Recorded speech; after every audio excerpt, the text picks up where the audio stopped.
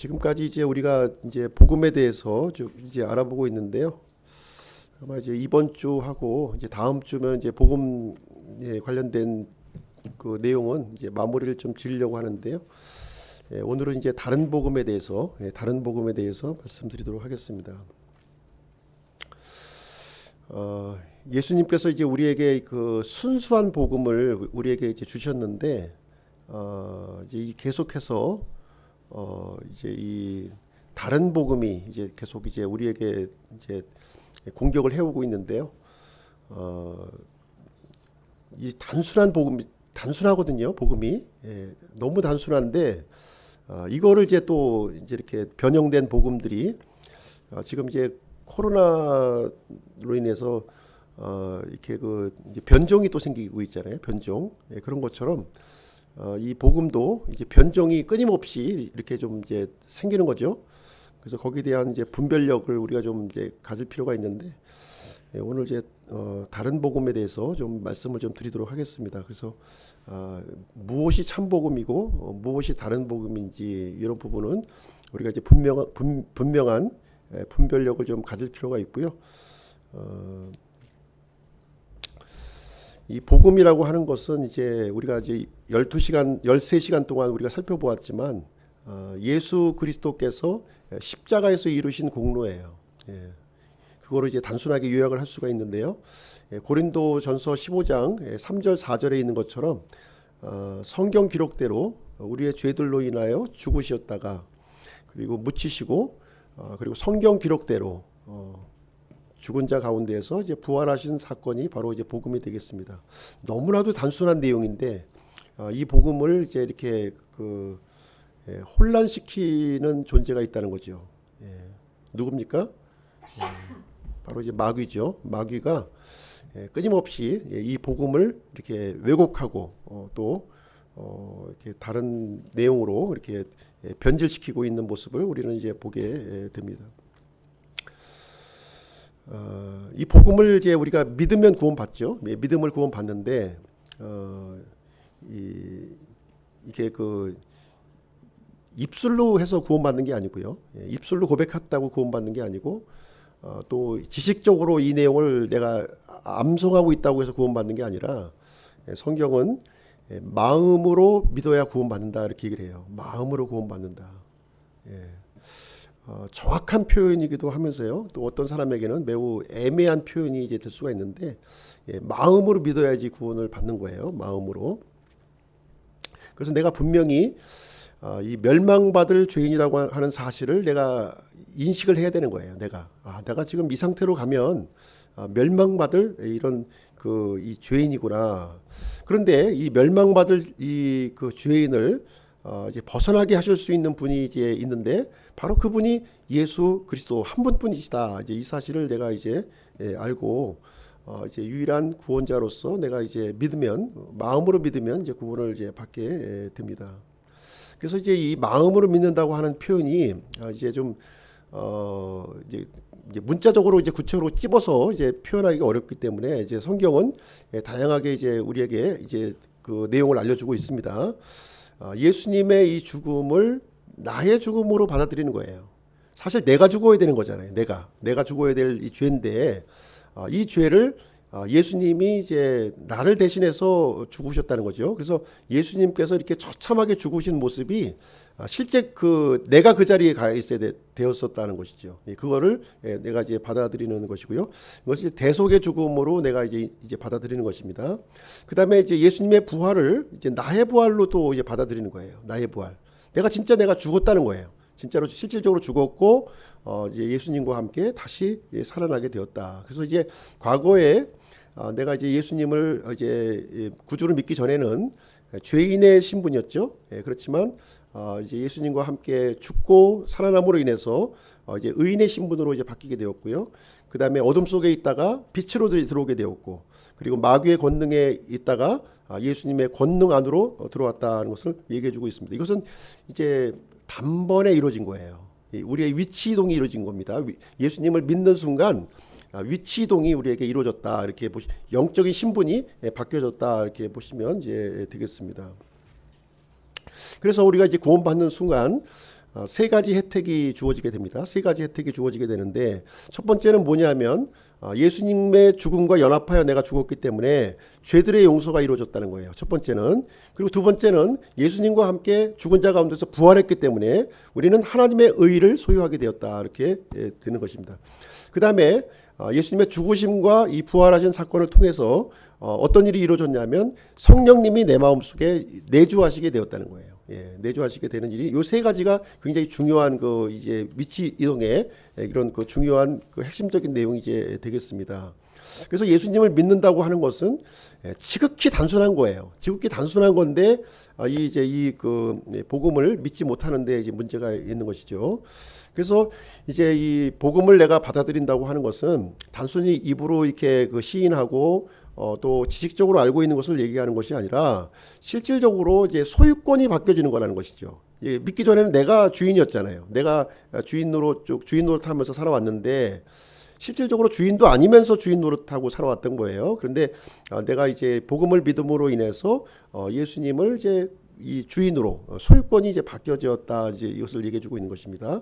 그래서 이제 이 복음을 믿었다는 얘기는 무슨 얘기냐면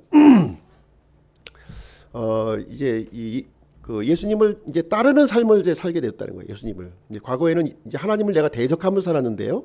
이제는 예수님을 따르는 그런 삶을 살아가게 되었다는 것을 얘기해주고 있습니다. 그래서 이제 하나님의 그 이 영원하신 계획 속에 내가 이제 들어간 거예요. 그 안으로 들어간 것을 말해주고 있습니다. 그래서 이 단순한 복음을 이제 이 마귀는요 계속 이거를 이제 훼손시키는 일을 이제 진행하고 있는데요. 그래서 우리가 이제 외환은행에 가면은 이제 위패 감별사라고 있다고 그래요. 위패 감별사가 있는데 그 사람이 이제 하는 일이 뭐냐면은 진짜 지폐를 계속 만지는 거예요. 진짜 지폐를 이렇게 계속 만지면 이제 위패가 이게 감별이 되는 거죠. 위패. 예.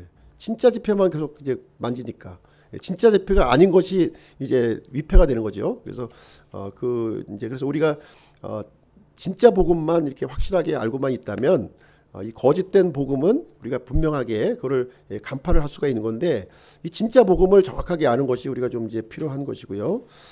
진짜 복음에 대해서 좀 이제 그 6절 말씀에 우리가 좀 이제 간략하게 또 소개가 되고 있는데 이 갈라디아서 1장 6절 말씀에 보시면 진짜 복음의 이제 그 중요한 특징을 우리에게 알려주고 있습니다.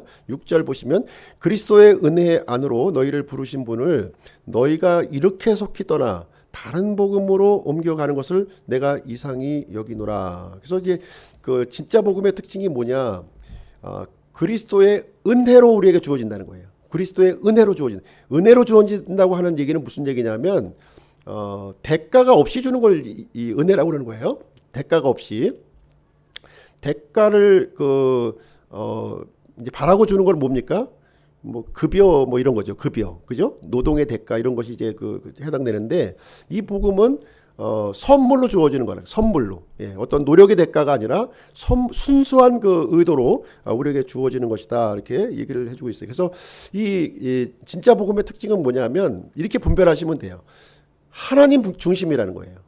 선물을 주시는 분이 하나님이시잖아요. 그렇기 때문에 내 중심이면은 뭔가 이 선물을 받기 위해서 막 이제 뭔가 하려고 하는 것이 아니라 하나님께서 주도적으로 무상으로 증여되는 것이 바로 이 복음의 특징을 가지고 있다 이렇게 보시면 되겠습니다. 그래서 이 복음이라고 하는 것은 하나님이 시작하셨고 하나님이 진행하고 계시며 또 하나님께서 이것을 마치신다는 거예요. 마치신다는 것이고 그리고 이제 이 그 삼일째 하나님이 계획하신 것입니다.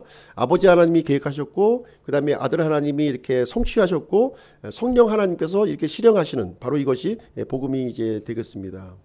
그리고 이 복음은 참 복음은 이제 믿음으로만 우리가 얻을 수가 있는 거예요. 믿음으로만. 우리의 어떤 행위라든가 노력을 통해서 이렇게 얻어지는 것이 아니라 오직 믿음으로만 이것이 이제 주어지는 것이다 이렇게 하는 것입니다. 그래서 이 사람의 입장에서 무엇인가 더하거나 빼고 이런 게 할 것이 없다는 거예요. 예. 더할 걸 뺄 것이 하나도 없어요. 그냥 오직 나를 위해서 이루신 예수님의 공로를 이렇게 믿음으로 내가 받아들이는 거예요. 믿음으로 받아들이는 것을 얘기를 해주고 있습니다. 그래서 이 하나님의 선물을 받아들이기 위해서 이제 필요한 조건이 있는데 그것은 뭐냐면은 어떤 행위가 아니라 회개와 믿음이라는 거예요. 회개와 믿음이라고 하는 두 축선을 통해서 하나님께서 만들어 놓으신 전적인 은혜의 선물을 우리가 이제 받아들일 수 있는 것이 되는 것입니다. 그리고 이 하나님께서 주신 이 복음은요, 성령님으로 확증이 된다는 거예요. 성령님으로 확증을 해주셔요. 말씀과 성령님을 통해서 이것을 확증을 해주시게 됩니다. 그래서 이 성령님을 통해서 이제 하나님의 생명을 내가 이제 받아들이는 것이고요, 하나님의 권능을 받아들이는 것이고, 또 이 새로운 변화가 이제 내적인 변화가 이루어지는 것을 이제 얘기를 해주고 있습니다. 그래서 이 참복음의 특징 세 가지는 무엇이냐면, 첫 번째로 하나님의 전적인 은혜로 주어지는 것이다. 두 번째는 우리의 전적인 믿음으로 이렇게 받는 것이다. 세 번째는 말씀과 성령님의 확증으로 주어지는 것이다 하는 것을 이제 우리에게 알려주고 있고요. 그 외의 것은 다 다른 복음이라는 거예요. 그 외의 것은 다 다른 복음이다 이렇게 얘기를 해주고 있습니다. 그럼 다른 복음에 대해서 한번 좀 보실 텐데요. 7절 말씀 한번 보시겠습니다. 7절. 그것은 또 다른 참 복음이 아니며 다만 너희를 어지럽히고 그리스도의 복음을 왜곡하려 하는 자들이 더러 있도다. 그래서 이제 이 다른 복음의 특징 세 가지를 얘기해 주고 있는 건데요. 첫 번째는 참 복음이 아니라는 거예요. 다른 복음은. 두 번째는 우리를 어지럽히는 것이라는 거예요. 어지럽히는 것, 혼란스럽게 하는 것이죠. 세 번째는 이렇게 비틀어서 왜곡시키는 것이다 이렇게 얘기를 이제 해주고 있는 내용이 이제 되겠습니다. 그래서 지금 이제 이 세상은 마귀가 지배하고 있는 거예요. 마귀가 지배하고 있기 때문에 그래서 이 복음을 어떻게 하든지 지금 이제 거짓 복음으로 이렇게 만들고 또 혼란스럽게 하고 또 이게 비틀어서 왜곡시키는 일을 이제 진행을 하게 되는 것이죠. 그래서 마귀가 가장 싫어하는 게 뭐냐? 바로 이 복음을 싫어하는 거예요. 복음을 싫어합니다. 그리고 이 복음을 이게 주도적으로 전하고 있는 이 교회를 굉장히 또 싫어하고 있는 것이죠. 왜냐하면 이 마귀는 십자가에서 패배를 한 거예요. 일단 패배를 했습니다. 그리고 영원한 멸망이 지금 예고가 되어 있기 때문에 어떻게 하든지 이 참 복음을 이렇게 방해하고 왜곡시키려고 하는 시도가 이제 예수님의 그 십자가 사건 이후로 계속해서 지금 이제 변종과 변종을 이제 일으키면서 지금까지 존재하고 있다 이렇게 보시면 되겠습니다. 이 다행스러운 건요, 이 참 복음은 하나라는 거예요. 유일하게 하나고요. 근데 다른 복음은 이렇게 헤아릴 수 없는 많은 숫자가 있다는 것이죠. 헤아릴 수 없는 많은 숫자가 있습니다. 그래서 우리가 참 복음만 정확하게 알고 있다면 걱정할 필요가 없는 것이고요. 다른 복음을 분별해 낼 수 있다 이렇게 말씀드릴 수가 있겠습니다. 먼저 이제 갈라디아서에 나타나 있는 이 다른 복음은 이제 무엇이냐면 어떤 내용이었냐면 우리 구원받은 이방인들이 할례를 받아야 된다 이렇게 주장하는 겁니다. 구원받은 이방인들이 할례를 이제 받아야 된다는 주장을 갈라디아 교회에 있는 이 사람들에게 이렇게 이 공격이 이제 들어와 있는 거예요. 왜 이제 이런 주장을 하게 되었냐면 이스라엘의 공동체로 들어와야 된다는 거예요. 할례를 받아야만 이스라엘 공동체로 들어올 수가 있었던 것이죠. 그렇죠? 그래서 할례를 반드시 받아야만 예수님을 믿고 구원받았더라도 이 할례를 믿고 이 이스라엘 공동체 안으로 들어와야 된다. 왜냐하면 하나님께서는 이스라엘에게 복을 주셨다는 거예요. 하나님께서 구약 성경을 쭉 보시게 되면 하나님께서 이스라엘에게 복을 주셨기 때문에 너희들이 예수님을 통해서 구원을 받았지만 이스라엘의 공동체 안으로 들어와야만 하나님의 복을 계속해서 받을 수가 있다는 거예요. 그러기 위해서는 조건이 있는데 할례를 너희가 받아야 된다. 이렇게 주장하는 사람들이 이제 생겨났다 이제 얘기합니다. 굉장히 그럴듯하게 우리에게 다가오고 있잖아요. 그렇죠? 굉장히 그럴듯하게 다가오고 있는 거예요. 오직 은혜로 주어진다고 했는데 이 갈라디아 사람들에게는 이제 이스라엘의 공동체 하나님의 복을 우리가 누리기 위해서는 할례를 받고 공동체 안으로 들어와라 이렇게 주장을 하고 있는 이제 내용이 되겠습니다. 갈라디아서 3장 13절 말씀을 보겠습니다. 갈라디아서 3장 13절 14절을 한번 보실 텐데요. 3장 13절 14절 그리스도께서 우리를 위해 저주가 되사 율법의 저주에서 우리를 구속하셨으니 기록된 바 나무에 달리는 모든 자는 저주를 받았느니라 하였느니라. 이것은 아브라함의 복이 예수 그리스도를 통해 이방인들 위에 임하게 하고 또 우리가 믿음을 통해 성령을 약속으로 받게 하려 함이니라. 그래서 여기 이제 사도 바울이 분명하게 이제 설명을 해주고 있는 것이죠. 예수 그리스도의 공로에다가 무엇인가 더하려고 해서는 안 된다는 거예요. 분명하게 이제 얘기를 해주고 있는 것이죠. 그러면서 지금 여기서 이제 얘기를 해주고 있는 건데 무엇이냐면 율법에 대한 부분입니다. 율법에 대한 부분을 정리를 해주고 있는 거예요. 율법.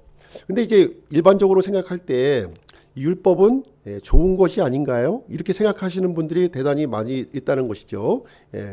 근데 이 아무리 좋은 율법이라 할지라도 예수님의 공로에 추가하면 돼야 안 돼요.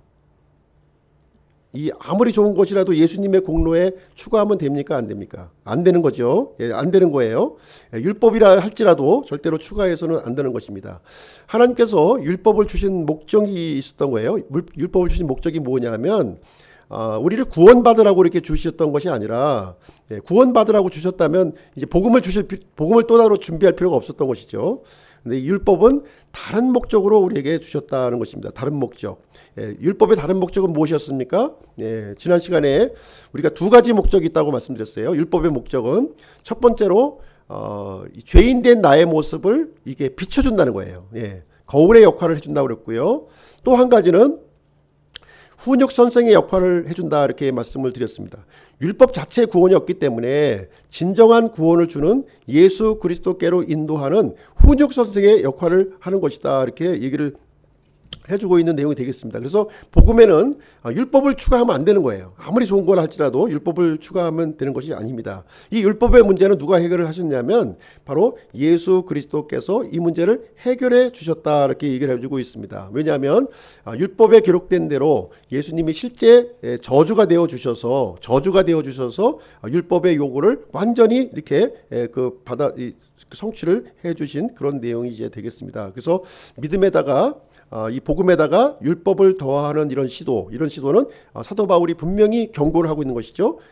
다른 복음이다 이렇게 여기서 얘기를 해주고 있고요.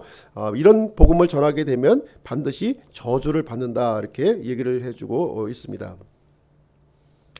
그래서 이제 다른 복음의 특징을 이렇게 보시게 되면 이제 이런 특징을 가지고 있어요. 무엇이냐면 참 복음은 누구 중심이었습니까? 하나님 중심이었죠. 하나님 중심이었는데 다른 복음의 특징은 무엇이냐면 첫 번째로 사람 중심이라는 거예요. 사람 중심이 되면 이건 다른 복음이구나 이렇게 우리가 이해하시면 되겠습니다. 그래서 복음의 주체가 항상 하나님이 되셔야지 이 복음의 주체를 사람으로 바꾸는 행위는 이거는 다른 복음이다 이렇게 얘기를 해주고 있는 내용이 되겠습니다. 그래서 이 복음을 전한다고 하면서 이렇게 이 사람을 이렇게 높이는 사람을 높이는 이런 행위는 다른 복음에 해당되는 거예요. 이걸 잘 분별해서 복음을 이렇게 전하는데 사람들이 이제 목사님이나 뭐 설교자들이 전할 거 아닙니까? 복음을 전하는데 하나님 말씀을 전하는데 하나님을 높이는 것이 아니라 사람을 높인다는 거죠. 목사 자신을 높인다는 것이 아니라 사람을 찬양하는 거예요. 사람을 찬양하는 것은 요건 이제 다른 복음에 해당되는. 예를 들면은요, 사람은 사랑받기 위해서 태어난 사람이다. 이런 표현을 하면 요건 다른 복음이라는 거예요. 사람을 높이고 있잖아요. 사람의 좋은 점을 이렇게 부각시키고 있잖아요. 이건요. 우리 사람은요, 왜 오셨습니까? 예수님이 저주받을 죄인이기 때문에 온 거예요. 사랑받을 존재이기 때문에 온 게 아니라 저주받을 죄인이기 때문에 예수님 오신 겁니다. 그리고 또 사람은 아주 존귀한 존재로 하나님께서 지어주셨습니다. 이렇게 얘기하면 이것도 다른 복음인 거예요. 다른 복음. 그래서 사람을 높이고 이렇게 찬양하고 뭔가 유익한 것을 이렇게 막 드러내는 것은 이것은 좀 이 다른 복음에 해당이 된다 이렇게 보시면 되겠습니다.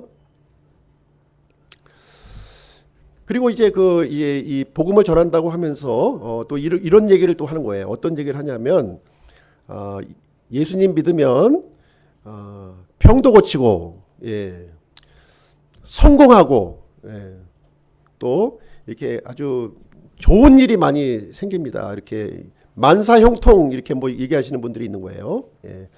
이것도 사람을 높이는 거죠. 사람이 얼마나 좋은 얘기예요. 듣기에 얼마나 좋아요. 예수님 믿으면 잘 살고 병도 안 걸리고 어려운 일도 없어지고 모든 것이 좋아진다는데, 그렇죠?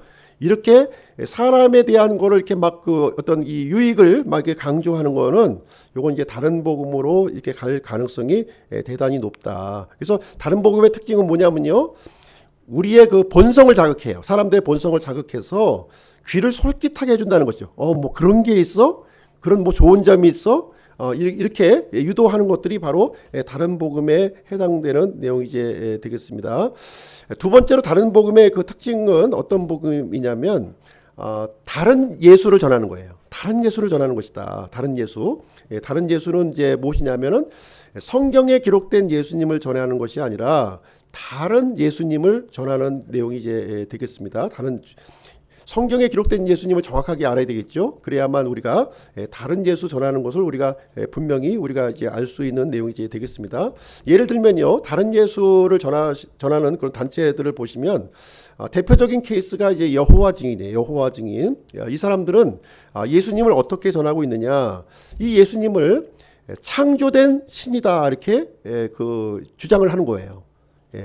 아버지 하나님과 동등한 분이 아니라 아버지 하나님보다는 조금 낮은 등급의 신이라고 이렇게 주장하는 내용이 이제 되겠습니다. 이런 게 다른 예수를 전하는 것이고요. 두 번째 케이스는 이슬람교입니다. 이슬람교는 예수님을 어떻게 가르치고 있느냐? 이슬람교는 예수님은 훌륭하신 분이라는 거예요. 대단히 훌륭한 분이신데 이 여러 대언자 중에 한 사람이라는 거예요.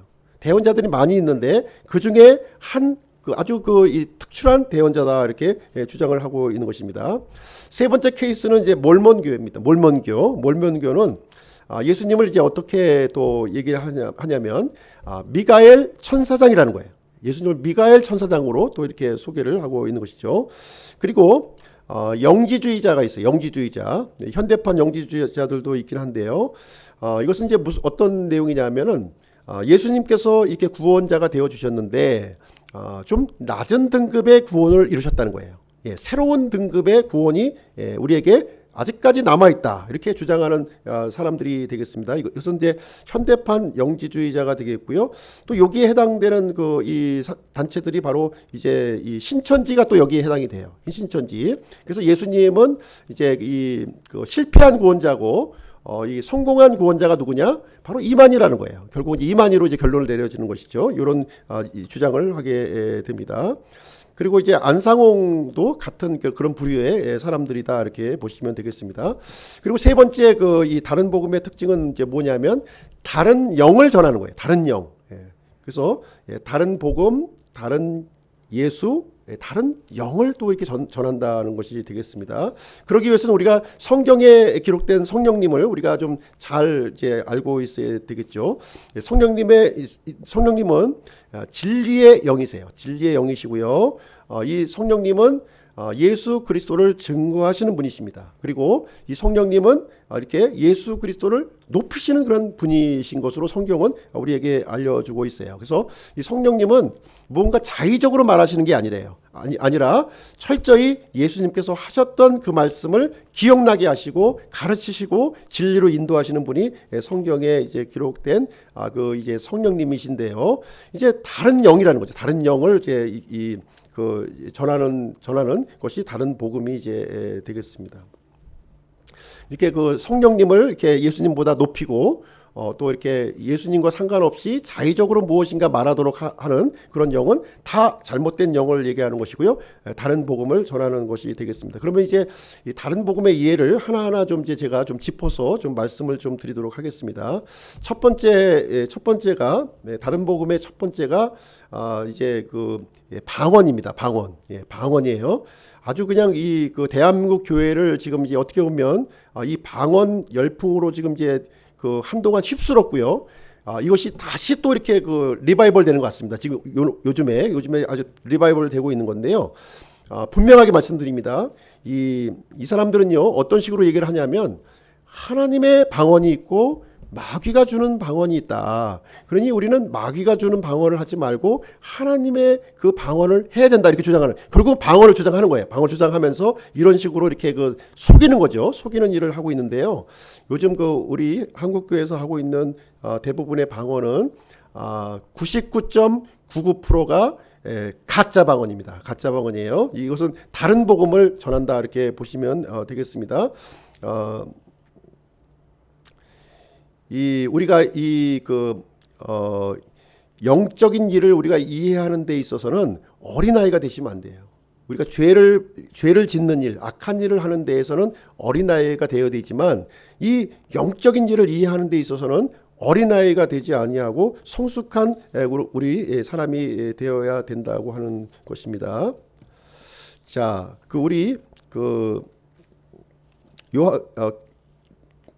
방언에 대해서 제가 말씀드릴게요. 고린도 전서 14장 한번 보시겠습니다. 고린도 전서 14장.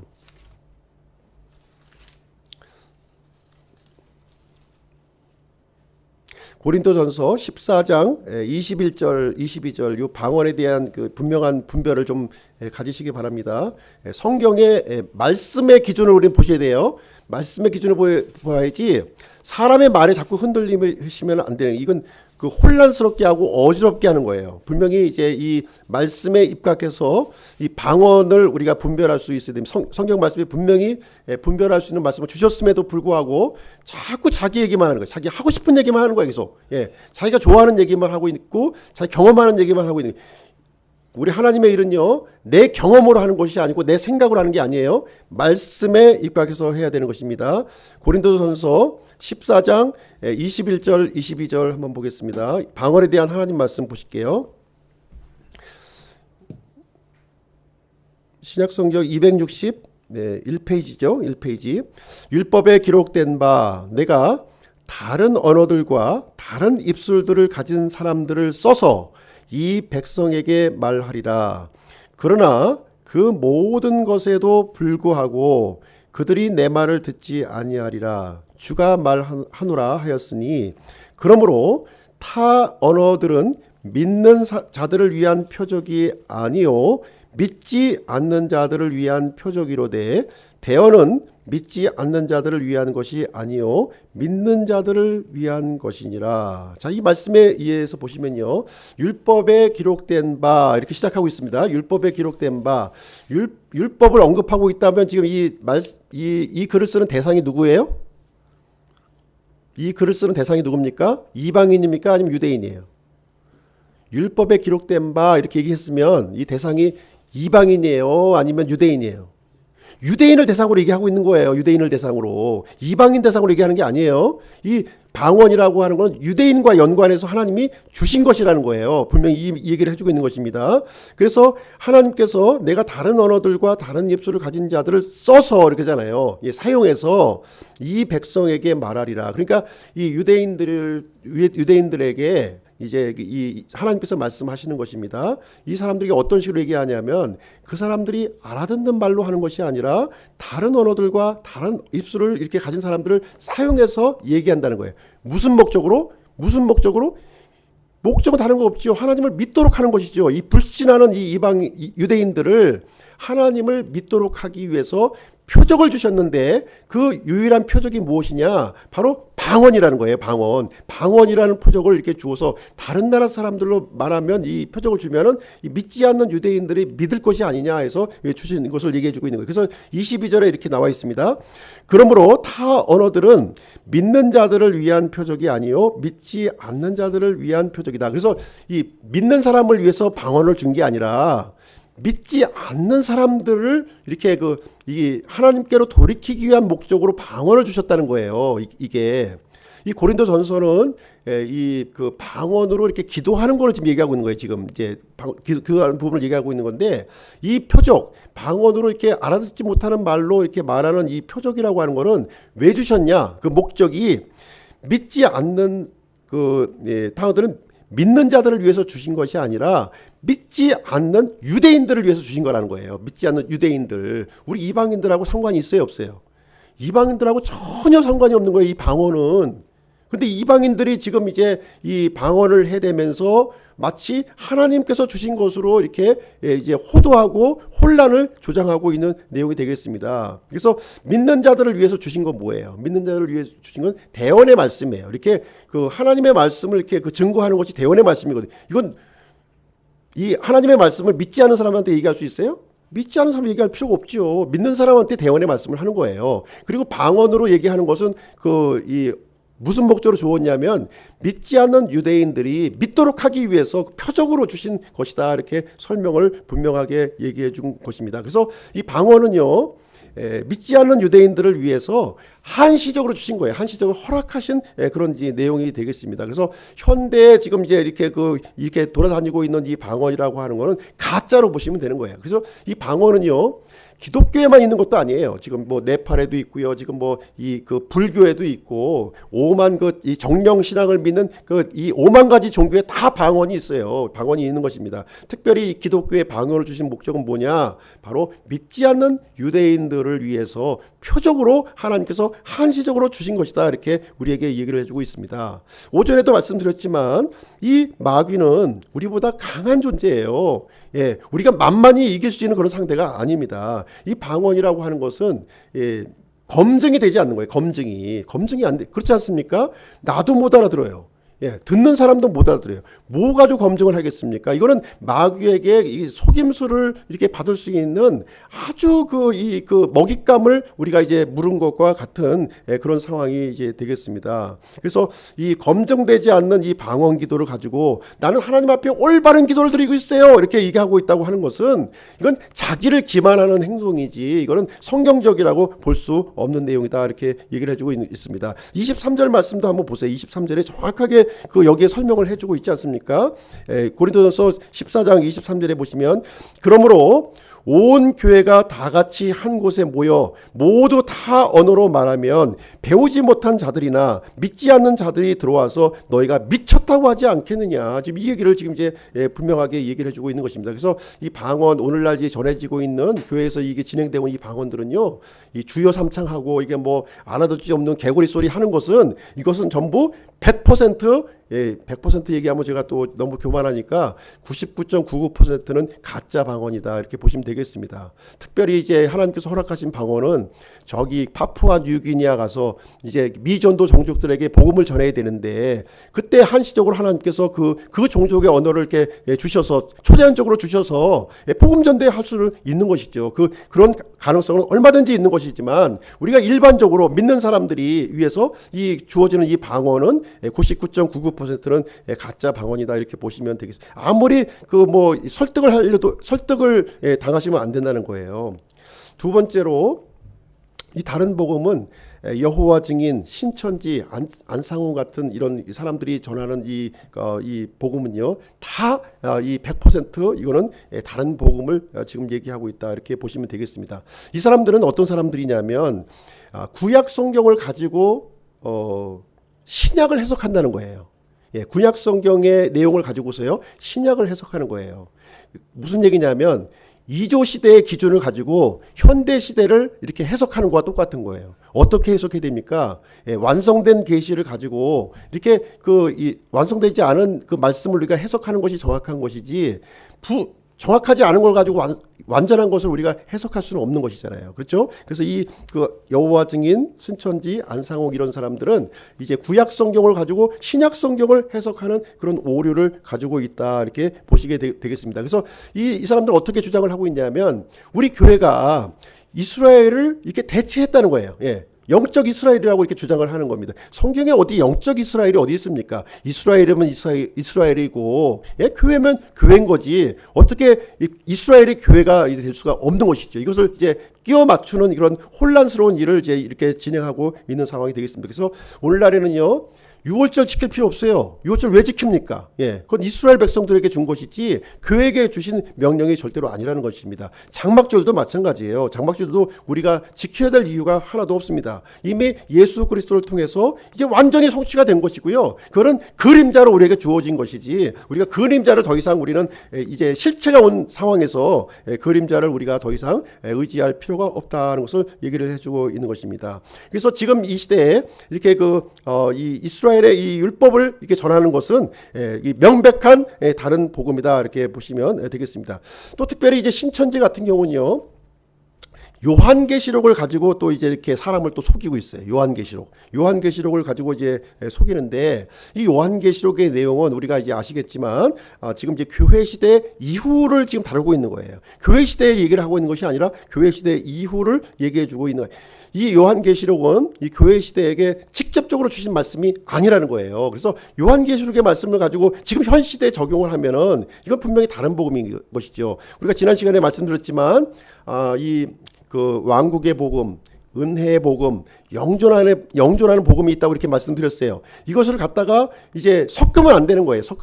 이 섞으면 이것은 다른 복음이 이제 되는 것입니다. 그래서 요한계시록 7장에 보시면 이제 14만 4천 명이 등장하죠. 14만 4천 명이 이제 신천지에서는 이제 구원받은 사람이다 이렇게 주장을 이제 하고 있는데 이 14만 4천 명의 실체가 이방인들이 아니라는 거예요. 이방인들이 분명하게 이제 이제 설명해주고 있지 않습니까? 루벤 지파, 그죠? 갓 지파, 레위 지파 이렇게 나오는 것처럼 유대인들을 얘기하고 있는 것이지 절대로 이방인을 얘기하는 것이 아니고요. 더군다나 한국 사람도 아니에요. 예. 이걸 어떻게 한국 사람으로 끼워 맞춥니까? 말도 안 되는 소리죠. 이 청계산의 이 청계산을 그 신의 산으로 이걸 이해하는 사람이 어디 있습니까? 아무리 갖다 끼워 맞춰도 분수가 있어야지. 청계산이 풀을 청자에 그 신의 계자에서 신의 산이 이제 그 과천에 지금 이제 있다고 얘기하는 그 허무맹랑한 주장을 지금 하고 있는데 말도 안 되는 소리지. 신의 산입니까? 예, 영어로 보면 시나이 반도에 시나이 있는 시나이 산을 이제 얘기하고 있는 것인데 과천에 있는 신의 산을 그 산으로 이해하는 건 말도 안 되는 얘기죠. 그래서 이 14만 4천 명은 누구냐? 이 환란기 때에 이제 왕국의 복음을 전하는 이 유대인 선교사들을 지칭하고 있는 거예요. 하나님께서 준비를 하십니다. 7년 환란기 때 복음을 전해야 될 거 아니에요. 그때는 은혜의 복음을 전하는 것이 아니라 왕국의 복음을 전하는 것입니다. 그러기 위해서는 이제 유대인들의 준비가 되어야 돼요. 그래서 7년 환란기 전에는 14만 4천 명의 이 유대인 선교사들이 이제 이 준비가 되어서 그때 이제 전 세계를 다니면서 그 사람들이 왕국의 복음을 이제 전파하고 그리고 나서 이제 이스라엘 민족들이 이제 민족적인 회심이 그때 이제 이루어지게 된다 이렇게 성경은 말해주고 있습니다. 그래서 성경에 이런 수신자와 시대를 이렇게 구분하지 못하면 심각한 오류에 빠지게 되는 것이고요. 이 다른 복음을 이렇게 전하게 되는 거예요. 그래서 스스로는 하나님을 믿고 있다고 말하고 있지만 실질적으로는 마귀를 섬기고 있는 이런 저주받을 이 복음을 전파하는 그런 사례가 생긴다 하는 것입니다. 세 번째로 이제 얘기할 수 있는 것은 바로 천주교가 다른 복음이에요. 천주교가 전하는 복음이 다른 복음입니다. 천주교는요.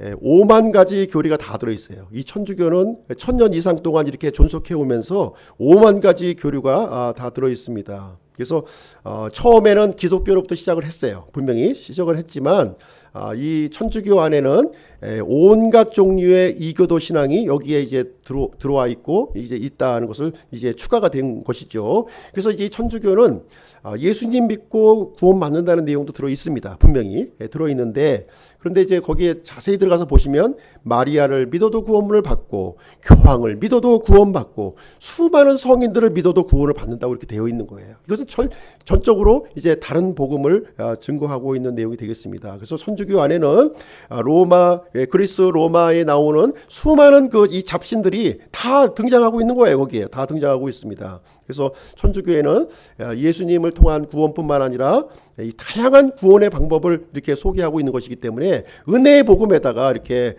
잡다한 여러 가지를 이렇게 추가하기 때문에 이것은 이제 다른 복음 중에서도 아주 이 다른 복음이다 이렇게 말씀을 드릴 수가 있겠습니다. 사도행전 4장 12절에 보시면 다른 사람 안에는 구원이 없나니 하늘 아래에서 우리를 구원할 다른 이름을 사람들 가운데 주지 아니하셨느니라 이렇게 우리에게 분명히 얘기해 주고 있습니다.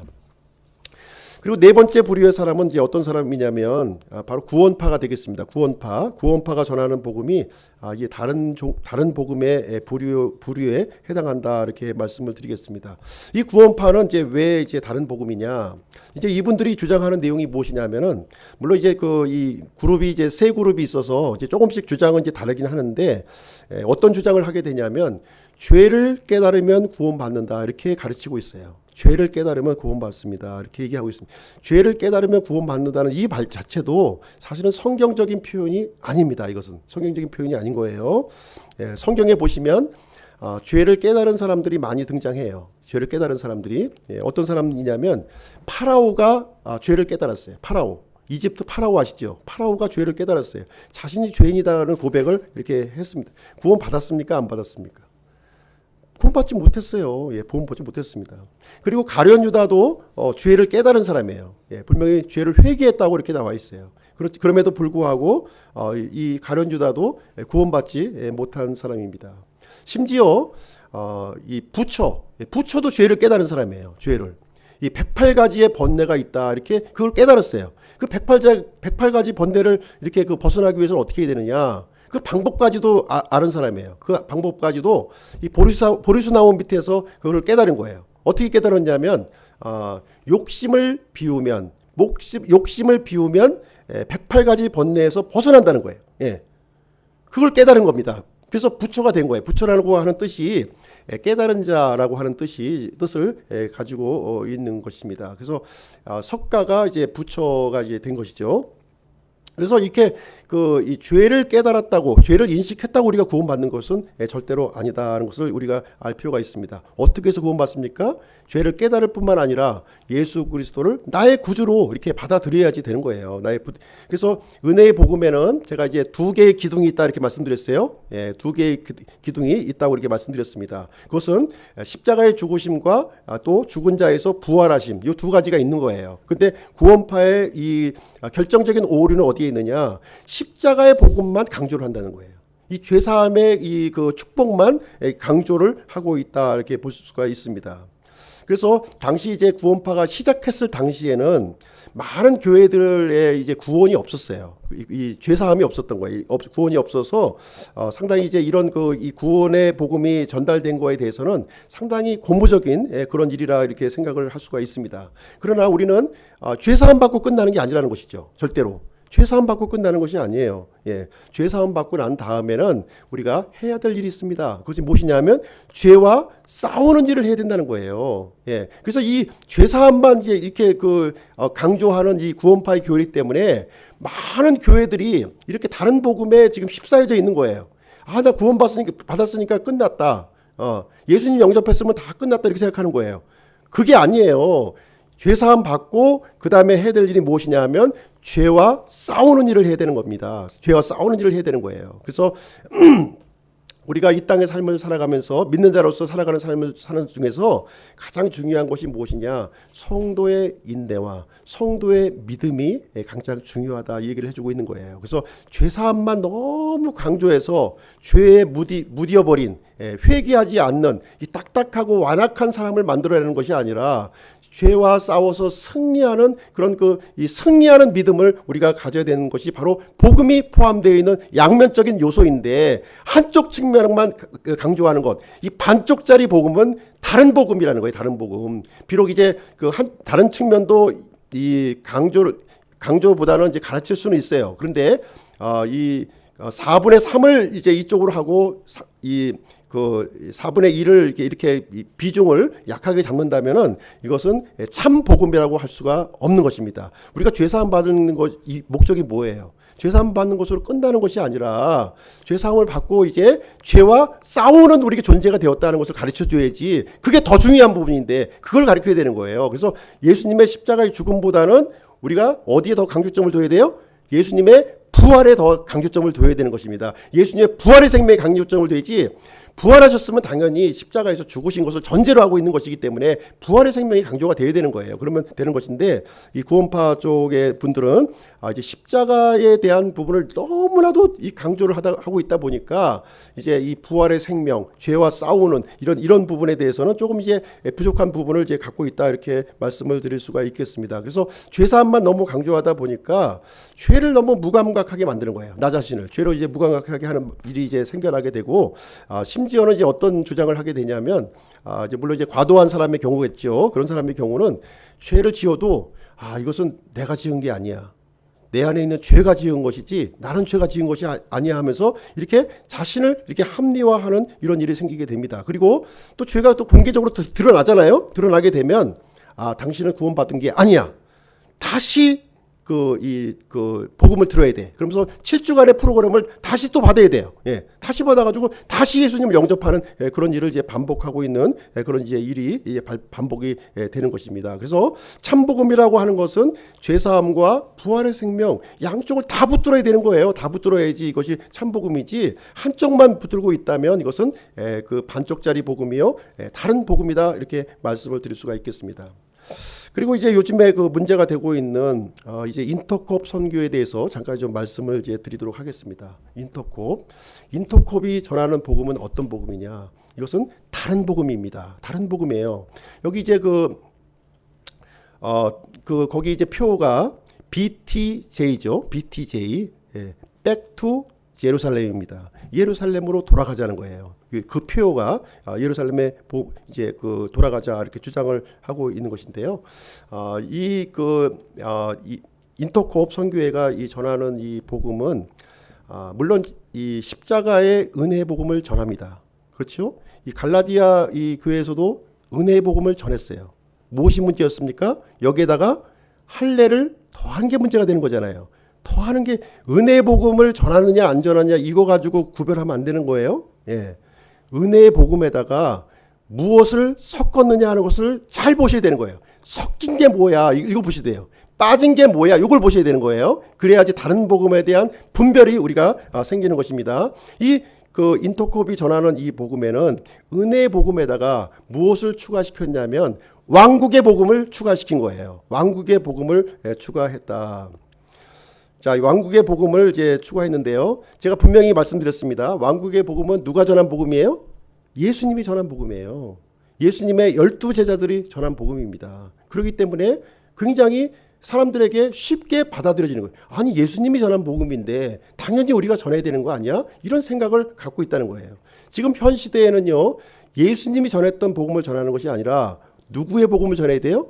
바울의 복음을 전해야 되는 거예요. 바울의 복음, 은혜의 복음, 십자가의 복음을 우리가 전해야 되는 것입니다. 이 시대에 예수님이 전했던 복음, 예수님의 12제자들이 전했던 복음을 전하면 안 되는 거예요. 예수님이 전했던 복음이 무엇이냐? 예수님이 전했던 복음은 이 메시아 왕국을 전한 거예요. 천국이 가까이 왔느니라. 회개하라, 이렇게 말씀을 했잖아요. 이 천국이 뭡니까? 이 천국이 죽어서 가는 천국이 아니라는 거예요. 개역성경으로 보니까 이 천국이 죽어서 가는 천국이겠지. 예수님이 죽어가서 가는 천국을 이렇게 전하신 거야. 예수님의 복음, 전한 복음을 믿고 내가 구원받고 천국 가야지. 이렇게 생각을 한다는 거예요. 이 천국이란 단어를 정확하게 이해를 해야 된다, 이렇게 말씀을 드렸어요. 이 천국이라고 하는 단어는 킹덤 오브 히븐이에요. 그러니까 하늘의 왕국이라는 것이죠. 하늘의 왕국. 이것은 죽어서 가는 천국이 아니라 이 땅에 세워지는 메시아 왕국을 얘기하고 있는 것입니다. 구약 성경에 기록되어 있는 수많은 대언자들이 기록되어 있는 이 메시아 왕국, 이스라엘 팔레스타인 땅에 세워질 물리적인 왕국을 이 천국으로 이렇게 얘기하고 있는 것이고요. 예수님은 그 천국을 전한 거예요. 그 천국. 그 천국을 이렇게 전했다, 이렇게 말씀해주고 있습니다. 지금 우리가 이 땅에 세워지는 이 물리적인 이 하늘의 왕국을 우리가 전할 필요가 있습니까? 필요가 없는 거예요. 그 당시에 예수님과 예수님의 제자들이 전했을 때 이스라엘 사람들이 예수님을 메시아로 받아들이기를 거부했고 원치 아니하였다 이렇게 얘기를 해주고 있는 내용이 이제 되겠습니다. 그래서 이 은혜의 복음에다가 왕국의 복음을 이렇게 추구하는 거 이거는 다른 복음인 거예요. 다른 복음을 이렇게 전하고 있다 이렇게 보시면 되겠습니다. 그래서 이 인터컵이 가장 중요하게 내세우고 있는 성경 구절이 있습니다. 성경 구절이 무엇이냐면 마태복음 24장 14절에 한번 가서 보시겠습니다. 마태복음 14장 24절. 마태복음 24장 14절.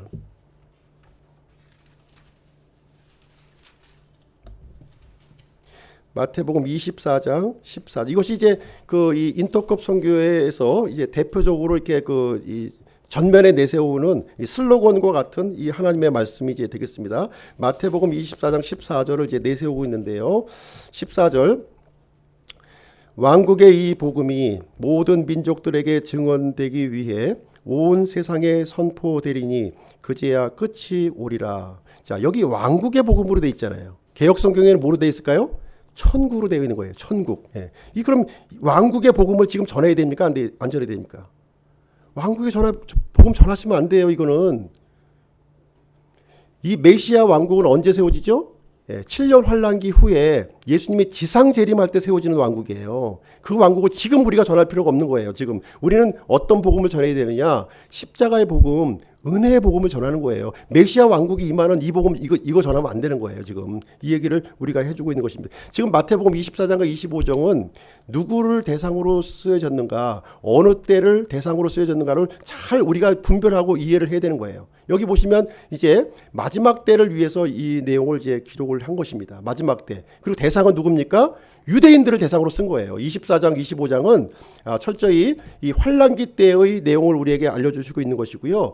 유대인들을 대상으로 이 24장, 25장이 기록되었다 하는 것을 우리가 분명히 알고 있어야 되는 것입니다. 이때는요, 교회는 이미 그 휴거를 받고 이 땅에 없는 때예요. 없는 때 그 얘기를 해주고 있습니다. 그래서 24장 9절 말씀 한번 볼게요. 9절 말씀 보시게 되면 9절 말씀 그때 이제 지금 이제 왕국의 복음이 전해지는 환란기 때 그때를 얘기하고 있는 건데요. 그때 그들이 너희를 넘겨주어 고통받게 하고 너희를 죽이리니 너희가 내 이름으로 인해 모든 민족들에게 미움을 받으리라. 우리가 지금 예수님 믿는다고 지금 민족들에게 미움받고 뭐 그럽니까? 지금 유대인들에게 하는 말이에요. 유대인들이 7년 환란기 때에는 이렇게 그 모든 민족으로부터 미움을 받고 그런 때가 임한다. 이제 이 얘기를 해주고 있는 내용이 되겠습니다. 10절 말씀도 보시면요. 10절 그때 많은 사람이 실족하고 서로 배반하여 넘겨주며 서로 미워하고 이제 이런 내용이 이제 나와 있고요. 그리고 16절 한번 보겠습니다. 16절 뒤로 가서 보시면 16절 맨 밑에 보시면은 16절도 그때 유대에 있는 자들은 산들로 지금 우리가 아니에요. 우리 지금 그때 이제 우리가 그 산으로 도망갈 이유가 없는 거예요. 산으로. 지금 유대에 있는 자들을 이제 대상으로 지금 이제 기록한 말씀. 이 24장 25장은요. 우리 이방인들 구원받은 교회에게 하신 말씀이 아니라 유대인들에게 지금 환란기 시대를 통과하고 있는 유대인들에게 기록한 글이 24장 25장 이 얘기를 하고 있는 것입니다. 22절 내용도 보시게 되면 19절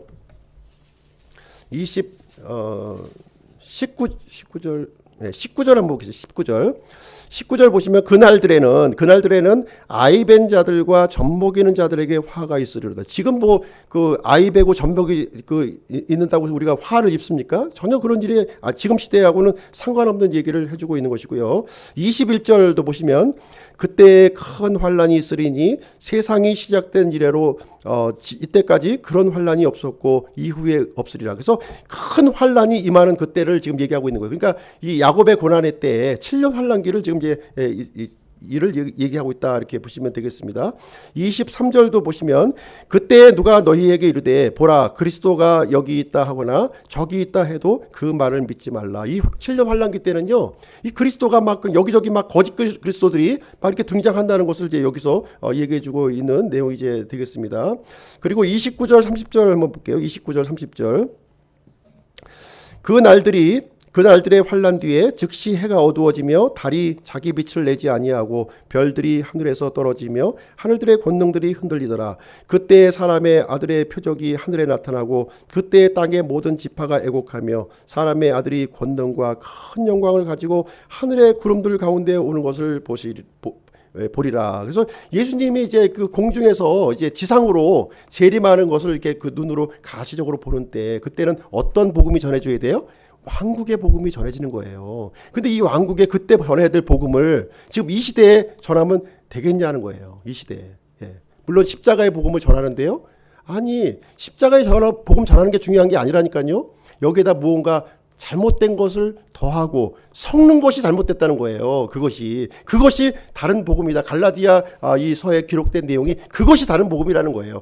갈라디아 교회도 분명히 십자가의 복음을 전했습니다. 그러나 그 구원받은 사람들이 이제 이스라엘의 공동체 안으로 들어오기 위해서는 할례를 너희가 받아야 된다 이렇게 주장을 했는데, 바로 이것이 이제 이 다른 복음이라고 이제 사도 바울은 경고를 하고 있는 그런 내용이 되겠습니다. 그래서 우리가 속지 말아야 되는 거예요. 이게 속지 마셔야 돼요. 은혜의 복음 전하는데요. 여기 기독교인데요. 다 기독교죠. 다 기독교에 다 교회예요. 그러나 은혜의 복음에 무엇인가 더하거나 무엇이 빼는 것을 봤을 때는 이것은 다른 복음이다 하는 것을 우리가 명백하게 우리가 이해를 해야 되는 것입니다. 그래서 이 왕국의 복음은요, 특징이 있어요. 특징이 있는데, 왕국의 복음은 제가 이제 이 밴드에도 이제 보완적인 내용을 제가 올려드렸는데요. 거기에 보시면 특징이 뭐냐면 이 표적이 나타난 거예요. 왕국의 복음에는 반드시 표적이 따릅니다. 예수님과 예수님의 제자들이 왕국의 복음을 전했을 때에는 표적이 따랐어요. 예, 더러운 영이 떠나가고 병이 고쳐지고 기적이 막 일어났다는 겁니다. 그래서 이 인터컵은요. 그래서 이제 은혜의 복음도 전하고 또 왕국의 복음도 전하고 또 왕국의 이 복음에 따르는 표적도 또 전하는 거예요. 그래서 열심히 방언을 하는 거예요. 열심히 방언합니다. 열심히 치유하고 열심히 축사하고 이런 일을 아주 열성적으로 하는 거예요. 그래서 back to 제루살렘. 우리가 왜 예루살렘으로 가야 됩니까? 예, 있는 자리에서 우리가 예수 그리스도의 은혜의 복음을 우리가 전해야 되지, 우리가 다시 예루살렘으로 돌아갈 이유는 없습니다. 물론 예루살렘에서 시작은 했어요. 시작을 했으면 이제 계속해서 이것을 복음을 우리가 확산돼야 하는 것이지, 이것을 다시 우리가 예루살렘으로 가야 할 이유는 전혀 없다는 거예요. 그래서 이 사람들은요, 어떻게 생각하고 있냐면 우리 힘으로 예수님을 오시게 하자는 거예요. 우리 힘으로. 아니, 어떻게 우리 힘으로 예수님을 오시게 할 수가 있겠습니까? 예. 예수님이 정작 이 땅에 오실 때 이 땅의 모습을 우리에게 말씀해 주셨어요. 그때는 믿음이 있는 자를 보겠느냐 이렇게 말씀을 해 주셨고요. 그때는 믿음도 식어버리고 또 사랑도 식어버리고 이렇게 부패가 충만한 때라고 이렇게 말씀해 주셨지, 사람이 열심히 이렇게 복음 전해서 온 세상 땅 끝까지 전해가지고서 이렇게 예수님을 오시게 하는 것이 아니라는 거예요. 예. 끝까지 견디는 자는 구원을 받으리라 하는 것은, 이 말씀은 우리가 죽을 때까지 이렇게 견디라는 것이 아니라 세상 끝에 얘기를 해주고 있는 거예요. 이 세상 끝을 얘기해주고 있는 거지, 우리가 목숨 다하도록 이렇게 견뎌서 이 구원을 이루라 이렇게 얘기하는 것이 아니다. 이 말 뜻을 잘 우리가 분별해서 받아들여야지, 그렇지 않으면 다 속아 넘어가는 거예요. 우리는 순수한 복음을 전해야 되는 겁니다. 여기에 뭔가 섞는다고 하는 것은요, 이것은 잘못된 거예요. 요즘에 섞는 걸 좋아하는데 섞는 거 좋은 게 아니에요. 하나님의 말씀에는 섞으면 안 돼요. 빼서도 안 되고 섞어서도 안 되는, 있는 그대로 주님께서 주신 그대로 우리가 간직해야 된다 하는 것입니다. 자, 세 번째, 우리 갈라디아서 1장 8절 말씀 한번 보겠습니다. 갈라디아서 1장 8절.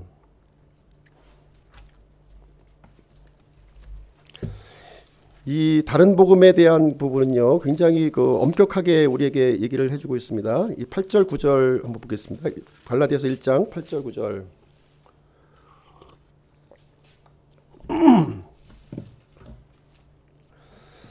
그러나 우리가 혹은 하늘로부터 온 천사라도 우리가 너희에게 선포한 복음 외에 어떤 다른 복음을 너희에게 선포하면 그는 저주를 받을지어다. 우리가 전에 말한 것 같이 내가 지금 다시 말하노니 만일 어떤 사람이 너희가 받아들인 것 외에 어떤 다른 복음을 너희에게 선포하면 그는 저주를 받을지어다. 저주받는 얘기가 두 번 반복되죠. 예, 두 번 반복. 굉장히 조심해야 되는 거예요. 이거는 우리가 이 복음을 전할 때에는 주님께서 우리에게 가르쳐 주신 것, 전해 주신 것 그대로를 이렇게 가감 없이 전해야 되는 것이지요.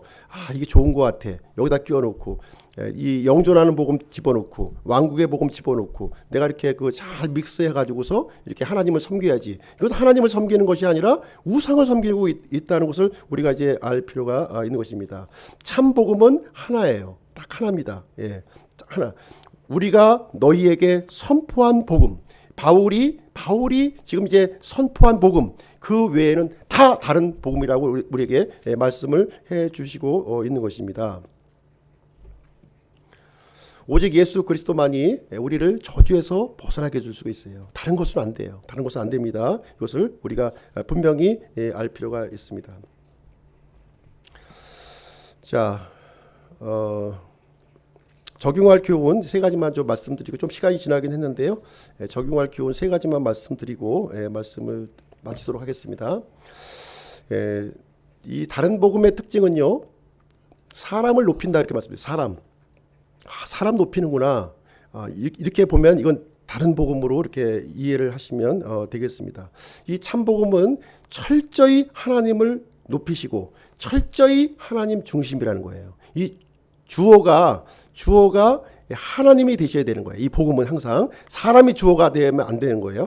하나님이 우리가 주어가 되어야 된다. 우리 사람은 어떤 존재냐? 이 하나님께서 주신 이 복음에 대해서 철저히 믿음과 순종으로 반응하는 것뿐이에요. 예. 그것뿐이지 수동적인 입장인 것이지 절대로 주체적인 입장이 되어서는 안 되는 것을 얘기해 주고 있습니다. 근데 이 다른 복음은요. 항상 이 그 사람을 높이고요. 사람의 의를 이렇게 강조해요. 사람의 의. 우리가 열심히 힘을 다해서 이렇게 이루어가자 이런 식으로 하게 되는 것입니다. 그렇다면 결국은 예수 그리스도를 약화시키는 것이고 예수 그리스도를 부인하는 쪽으로 가게 된다고 하는 것입니다. 두 번째 다른 복음의 이 특징은 우리의 귀를 솔깃하게 하는 거예요. 우리의 귀를 솔깃하게 한다. 이 참 복음은 이 정상적으로 우리 본성과 역행됩니다. 예. 하나님을 너무 높이는 거예요. 너무 높여. 그리고 사람을 너무 이렇게 낮추는 거예요. 예. 그렇기 때문에 거북스러워요. 듣기가 거북스러운데 이 거짓 복음은 이제 사람을 이렇게 올린다는 것이죠. 귀를 솔깃하게 그럴 듯한 얘기로 이렇게 막 들어오게 됩니다. 근데 병 고침 받고요, 돈 많이 벌고요, 문제 다 해결되고요, 좋은 일 많이 생기고요, 이런 쪽으로 간다는 거예요. 이런 쪽으로 가면은 이건 좀 이 거짓 복음의 특징을 이제 보이고 있다 이렇게 보시면 되겠습니다. 사람은 하나님 없이는 절대로 존귀한 존재가 아니라는 거예요. 예. 그래서 마지막 시대에 보면은 이렇게 이 거짓 사도, 거짓 일꾼들, 속이는 일꾼들이 이렇게 등장할 것을 우리에게 얘기해주고 있습니다. 거짓 사도, 속이는 일꾼들은 어떤 사람들이냐면요, 겉으로 볼 때는 아주 멋있는 사람들이에요. 신학도 배웠고요, 높은 이 학력도 가지고 있고요, 여러 가지 이 종교적인 백그라운드를 가지고 있는 사람들이라는 것이죠. 그런 사람들이 이 하나님께서 주신 이 순수한 복음에 뭔가 아주 간교하게 이렇게 첨가시켜서 듣기 좋은 말로 우리를 간지럽힌다 하는 것을 볼 수가 있는데요. 절대로 이런 부분에 현혹을 당해서는 절대로 안 되겠습니다. 자, 세 번째로 이 다른 복음은요, 이 은혜의 복음에다가 뭔가 이렇게 첨가하는 거예요. 첨가하는 거. 이 첨가하는 것이 무엇인지를 이게 분별할 수 있는 눈을 가지고 있어야 되는 것입니다. 이 현 시대, 지금 은혜의 교회 시대에는 이제 은혜의 복음만 우리가 전해야 되는 거예요. 은혜의 복음. 여기에 왕국의 복음을 첨가시킨다든가 이런 영존하는 복음을 여기에 첨가시켜서는 절대로 안 된다고 하는 사실을 말씀을 드립니다. 그래서 현 시대에 우리가 전하는 은혜의 복음은 뭐예요? 예수 그리스도를 믿고 우리의 영이 다시 태어나는 거예요. 여기 다시 태어난 것을 얘기해주고 있는 것이고요. 예수님이 오시는 그날까지 우리는 마귀의 공격을 계속해서 받기 때문에 그런 것을 대항해서 혼의 새로움을 계속 이루어 가야 된다는 거예요. 그래서 믿음과 이런 이 인내가 이게 강조가 하고 있다는 사실을 우리가 알아야 되는 것입니다. 그래서 우리는 이 죄와 마귀에 대해서 이미 승리한 싸움을 싸우고 있다고 하는 사실입니다. 그래서 예수님이 오시는 날까지는 우리가 믿는 사람들이 호의호식하고 뭔가 편안한 생활을 하는 것이 아니라 자기 부인과 자기 헌신과 자기 희생이 이제 필요하다는 것을 우리에게 이제 가르쳐주고 있는 내용이 되겠습니다. 자, 결론을 말씀드릴게요. 결론. 다른 복음을 선포하면 저주를 받는다.